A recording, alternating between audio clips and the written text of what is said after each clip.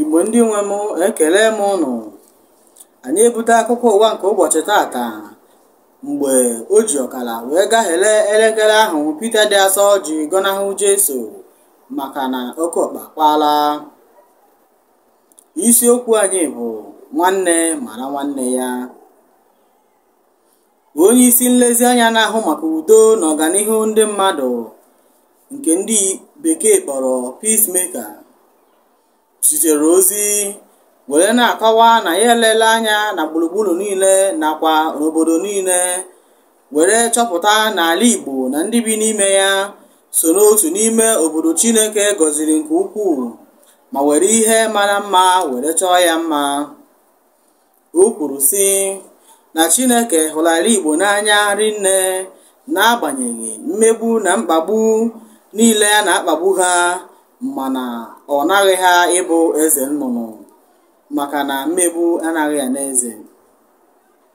Ọ gakwara n'ihu were na-akọwa na ala Igbo bụ nnukwu mkpọrọgwụ nke ji oke osisi ahụ bụ Naịjirịa, maka na ọ bụrụ na ekewapụ ala Igbo n'ime obodo abụ Naịjirịa, ya bụ oke osisi ga-ada n'ihi na osisi enweghị mkpọrọgwụ siri ike anaghị akwụdo. Ọ gakwara n'ihu were kwuo sị na abịa n'Afrịka na ọ bụ Naịjirịa bụ isi igodo ji ụlọ niile. Abatazia n'ime ya bụ Naịjirịa, ọ bụ ala Igbo bụ nnukwu mkpọrọgwụ ahụ ha jiri kwụrụ.